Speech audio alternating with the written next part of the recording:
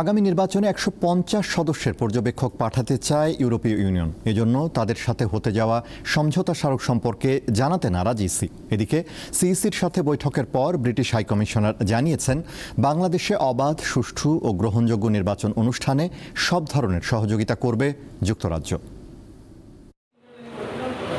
সোমবার দুপুরে রাজধানীর আগারগাঁও নির্বাচন ভবনে ইউরোপীয় ইউনিয়নের প্রাক নির্বাচনী বিশেষজ্ঞ দলের ৫ সদস্যের প্রতিনিধি বৈঠক করেন ইসির সিনিয়র সচিব আক্তার আহমেদের সঙ্গে।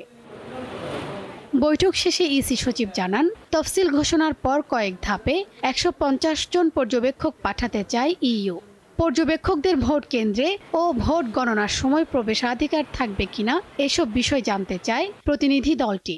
ফরেন মিনিস্ট্রি আমাদের সাথে এবং ইইউ একটা ত্রিপাক্ষিক এমইউ হবে, যে এমইউর ধারাবাহিকতায় ওনাদের প্রতিনিধি দলরা আসবেন। আমরা জানতে চেয়েছিলাম যে মোটামুটিভাবে আপনাদের প্রতিনিধি দলের সদস্য সংখ্যা কত হবে।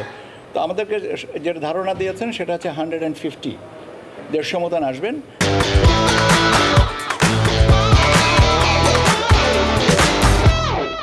তবে ইইউর সাথে সমঝোতা স্মারকে কি আছে সে বিষয়ে উত্তর দিতে অপারগতা প্রকাশ করেন সচিব।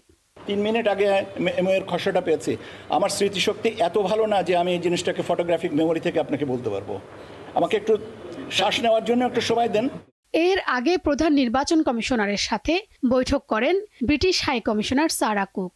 ঘণ্টাব্যাপী বৈঠক শেষে গণমাধ্যমকে তিনি জানান, অবাধ, সুষ্ঠু, শান্তিপূর্ণ ও গ্রহণযোগ্য নির্বাচনের জন্য অন্তর্বর্তী সরকারকে সব ধরনের সহযোগিতা দেবে যুক্তরাজ্য। আমাদের এজেন্ডা ছিল নির্বাচন কমিশনের প্রতি যুক্তরাজ্যের সমর্থন নিয়ে আলোচনা করা। নির্বাচনের দায়িত্বে থাকা পোলিং এজেন্টদের প্রশিক্ষণ ও ভোটার সচেতনতা সহ বিভিন্ন বিষয়ে নির্বাচন কমিশনকে সহায়তা করছে যুক্তরাজ্য।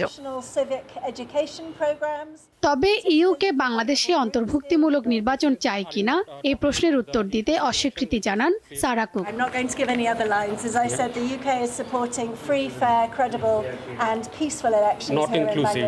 শিউলি শবনম, দীপ্ত সংবাদ, ঢাকা।